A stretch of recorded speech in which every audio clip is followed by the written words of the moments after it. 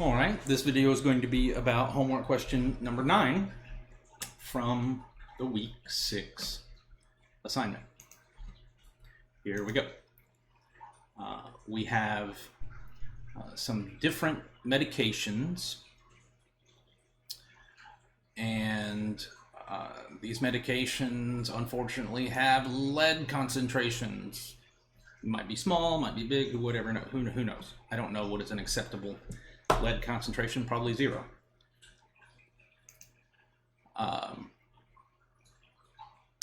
We are to use a 10% significance level to test whether the population mean of these medications has a mean is less than 14. All right, less than 14. So my initial hypothesis is that mu is equal to 14.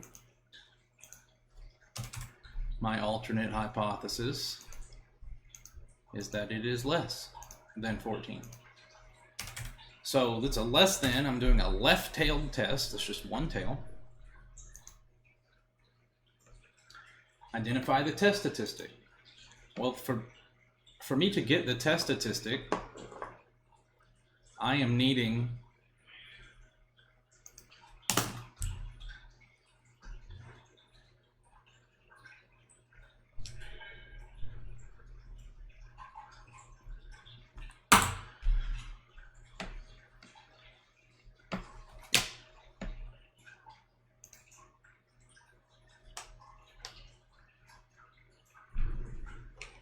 I'm going to need the sample mean and the sample standard deviation.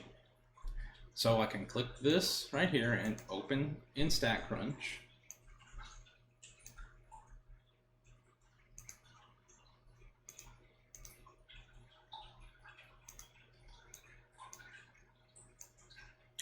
And what do you think I'm going to do?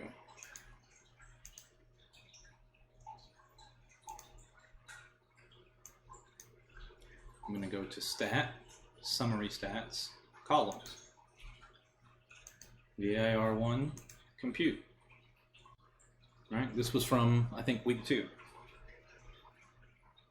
The mean and the standard deviation, those are summary stats. So here's here's the mean, and the standard deviation. In fact, it even computes for me the standard error. That number is the standard deviation divided by the square root of 10.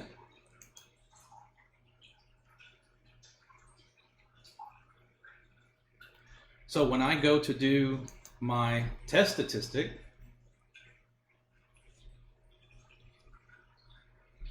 it is x bar minus mu divided by s over root n. But that's the same thing as x bar minus mu over the standard error. And they gave me the standard error there. That was handy. So x bar is 11.062. The mean, mu, was 14.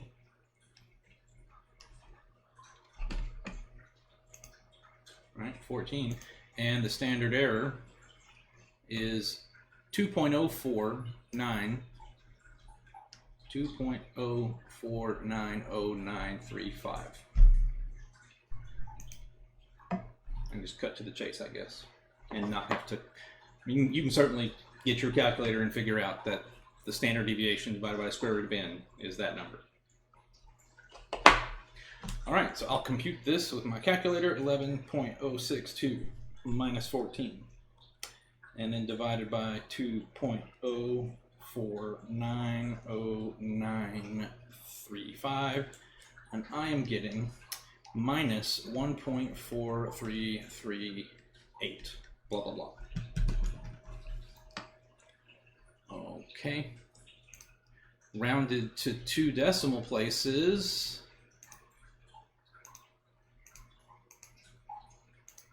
Rounded to 2 decimal places, that would just be 1.43, negative 1.43.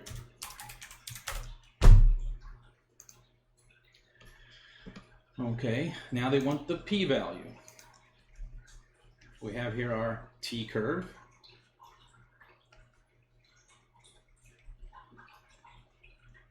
And our test statistic is minus 1.43. Right there is 0 right in the middle. And we want to know about the area in the tail past the test statistic.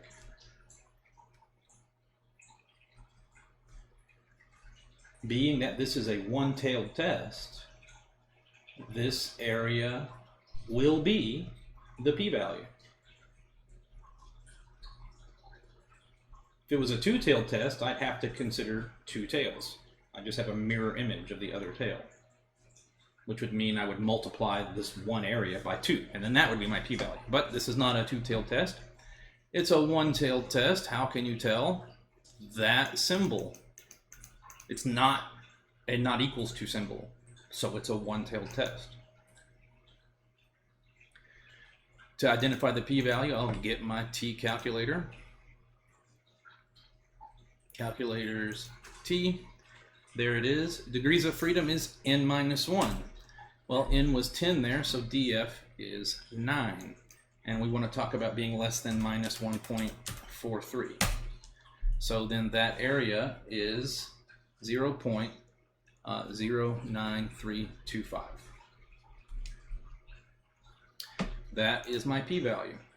So it says that if I choose to reject, if I just default to always reject, like I got a rubber stamp that says reject, and I can't wait to use it at every question I get asked, then this p-value tells you the probability that using that rubber stamp and stamping reject would be wrong.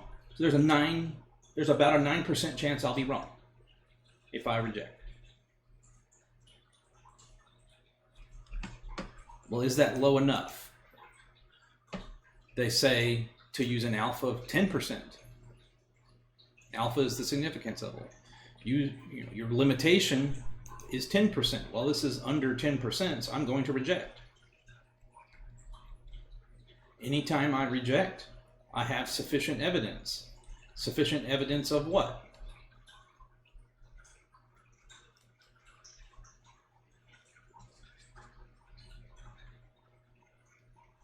I have sufficient evidence to support the alternate.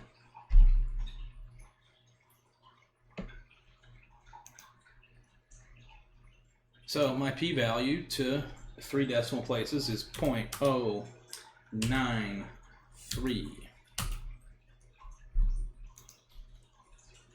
And we are rejecting.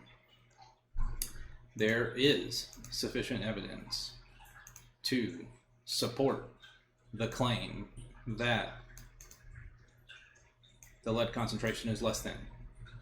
So there is sufficient evidence to support the alternate.